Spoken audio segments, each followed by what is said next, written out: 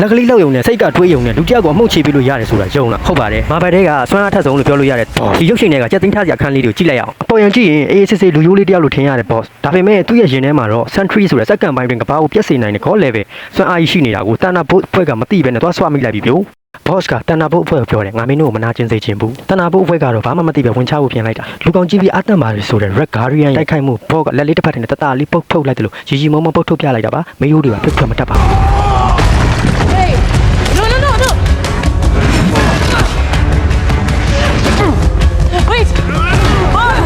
တနက်တင်နဲ့မီးပွင့်ရဝိုင်းပြချပြင်မဲ့ century ရဲ့ရှေ့ရောက်တာနဲ့ကြီးစံတဲ့အကုန်လုံးလေထဲမှာရက်တက်နေရက်သွားတဲ့ visual effect ပြောက်ပွဲကတော့တကယ်ကိုရင်သက်ရှုံမောကြပါပဲ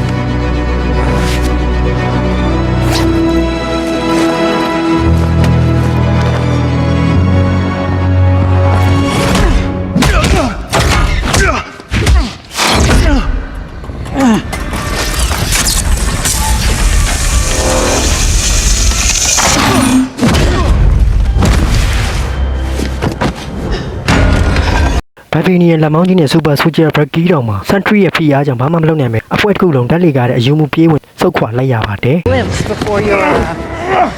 retirement. တကယ်တော့ century ဟာတောင်ကြပန်းတောက်ပြီးတော့အားရှိနေတာလို့ငါကြားတယ်ဟုတ်မဟုတ်တော့ငါလည်းမသိဘူးဘယ်လိုတော့စမ်းတောက်တဲ့နော်တောင်ကြပန်းကျွန်တော်လည်း follow လုပ်ခဲ့နောက်ဗီဒီယိုမှာပြန်တွေ့မယ် bye bye